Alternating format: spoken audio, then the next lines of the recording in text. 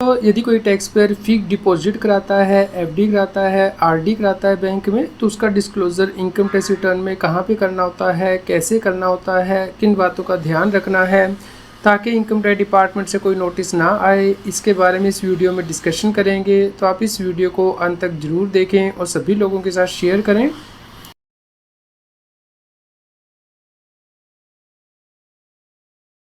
दोस्तों, जब आप इनकम टैक्स रिटर्न फाइल करते हैं तो सबसे पहले आपको अपना टैक्स पेयर इन्फॉर्मेशन समरी देखनी है, एआईएस देखना है इनकम टैक्स के पोर्टल पे। रेगुलर अपडेट के लिए CS B Singh YouTube channel subscribe कर लें और नोटिफिकेशन बेल भी प्रेस कर दें की है और कितना अमाउंट एफडी का आपने एक्सेप्ट किया है।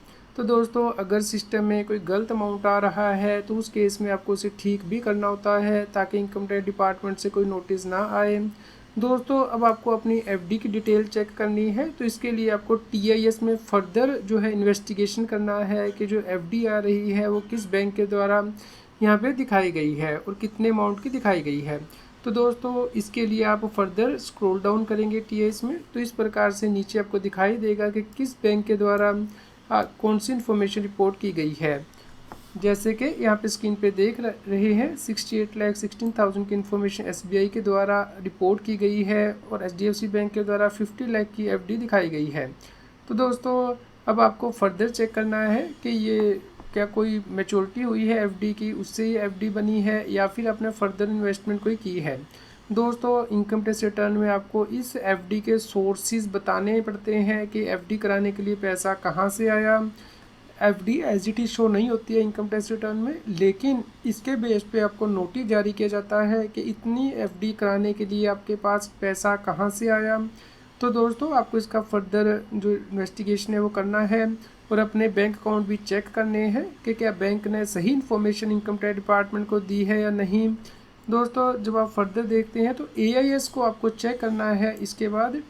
तो दोस्तों, आप वहाँ पे देखेंगे कि 68,16,000 की यहाँ पे जैसे कि एफडी हुई है, एसबीआई के द्वारा रिपोर्ट की गई है, लेकिन इसके साथ ही मैच्योरिटी भी हुई है एफडी की। आप देखेंगे यहाँ पे कि टैक्स पेयर ने 59,95,503 की एफडी मैच्योर करवाई है और उसके बाद नई एफडी कराई है। तो दोस्तों, इस प्रकार यहाँ पे ऑलमोस्ट 8,16,000 का जो एडिशनल एफडी में हुआ है। तो ये जो एडिशनल अमाउंट आपने कराया है एफडी में कहाँ से कराया है ये आपको जस्टिफाई करना होगा। इसी प्रकार आप एचडीएफसी बैंक में देख सकते हैं 50 लाख की नई एफडी कराई गई है, जबकि पुरानी एफडी 40 लाख की तुड़वाई भी गई है। तो इस प्रकार नेट एडिशन 10 लाख का हुआ है यहाँ पे।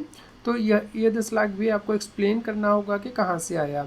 जैसे कि मान लीजिए दोस्तों, ये 10 लाख आपके पेरेंट्स ने आपको गिफ्ट किया है तो टैक्सेबल नहीं है, इनकम टैक्स रिटर्न में नहीं जाएगा।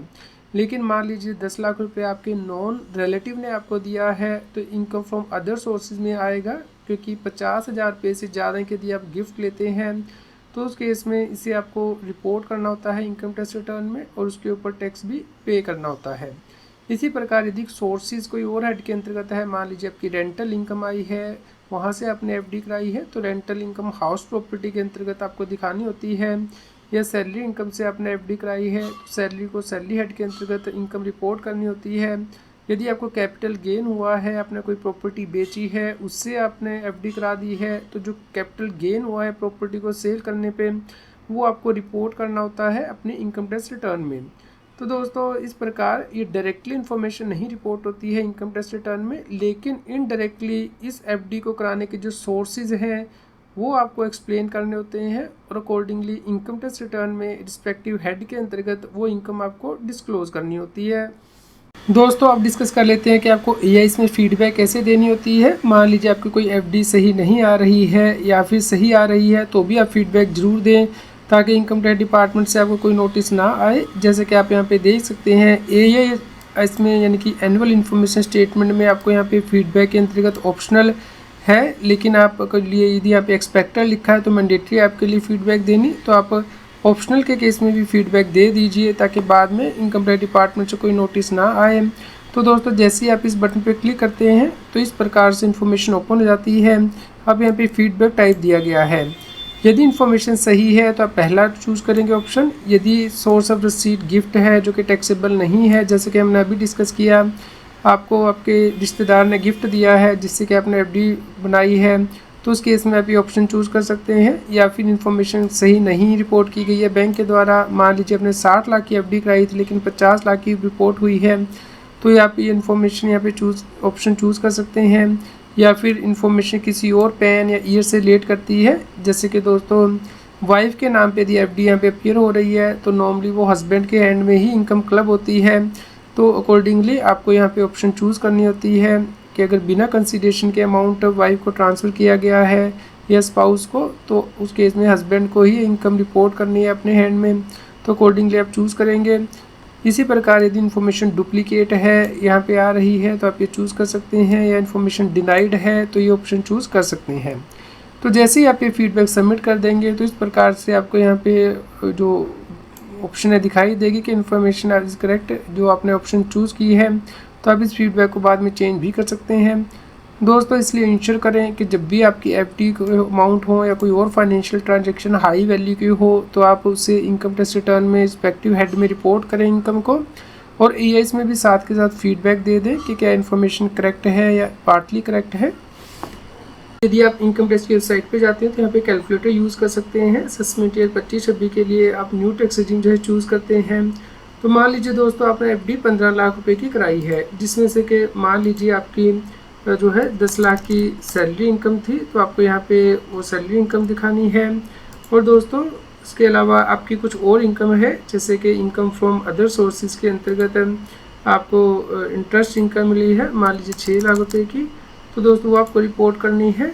तो इस प्रकार यहाँ पे जो टैक्स है वो आपको बन जाएगा और ये टैक्स आपको पे करना है। या फिर यदि आपका TDS कट चुका है तो आप यहाँ पे रिपोर्ट करेंगे और नेट टैक्स जो है वो अभी आप पे करेंगे। तो इस प्रकार एफडी का जो सोर्स ऑफ इनकम है वो आपको अपनी इनकम टैक्स रिटर्न में रिपोर्ट करना होता है रिस्पेक्टिव हेड के अंतर्गत, जैसे कि income from salary, income from house property, यदि आपकी रेंटल इनकम है वहाँ से एफडी कराई है तो आप यहाँ पे रिपोर्ट करेंगे। अगर आपको कैपिटल गेन हुआ है, मान लीजिए अपने प्रॉपर्टी सेल की, उससे आपने एफडी कराई है तो उसका कैपिटल गेन यहाँ इनकम फ्रॉम कैपिटल गेन के अंतर्गत दिखाते हैं नॉर्मली। और बिजनेस एंड प्रोफेशन की यदि आपको इनकम है तो यहाँ इस हेड के अंतर्गत दिखाएंगे। Otherwise income from other source में आप इनकम दिखाएंगे। तो इस प्रकार आपको source of income income tax return में रिपोर्ट करना होता है और टैक्स पे करना होता है। दोस्तों यदि आप आज की डेट में अपनी इन्वेस्टमेंट के सोर्सेज बता देते हैं रिटर्न में, तो आपको अपनी स्लैब रेट के अकॉर्डिंग उसके ऊपर टैक्स पे करना होता है। लेकिन यदि इनकम टैक्स डिपार्टमेंट को ये पता चलता है कि आपने किसी अनएक्सप्लेन्ड सोर्स से कोई इन्वेस्टमेंट की है और आप एक्सप्लेन नहीं कर पा रहे हैं, तो उस केस में 84% टैक्स लगता है विद पेनल्टी इंटरेस्ट एक्स्ट्रा। तो इसलिए आपको इंश्योर करना है कि आपको सही इनकम टैक्स रिटर्न फाइल करनी है और एफडी के सोर्सेज हैं वो चेक करने हैं। दोस्तों इसी प्रकार की रेगुलर जानकारी के लिए आप हमारे व्हाट्सएप चैनल को भी सब्सक्राइब कर लें। QR कोड स्क्रीन पे भी दिया गया है और लिंक कमेंट में पिन किया गया है, ताकि आपको इनकम टैक्स के रेगुलर अपडेट आपके मोबाइल पे मिलते रहें। कृपया लाइक करें और शेयर करें। इनकम टैक्स की और अधिक जानकारी के लिए आप CS एडवाइसिंग यूट्यूब चैनल पे जाके प्लेलिस्ट में जाके टॉपिक वाइज प्लेलिस्ट देख सकते हैं कि इनकम टैक्स में कौन से नए बदलाव हो रहे हैं, जैसे कि इनकम टैक्स अपडेट के अंतर्गत या फिर डायरेक्ट टैक्स कोड के अंतर्गत। रेगुलर टैक्स अपडेट के लिए इस चैनल को सब्सक्राइब करें। आप हमें टेलीग्राम ऐप CS एडवाइसिंग टैक्सेल पे ज्वाइन कर सकते हैं, ताकि आप GST और इनकम टैक्स के रेगुलर अपडेट अपने मोबाइल पर ही प्राप्त कर सकें।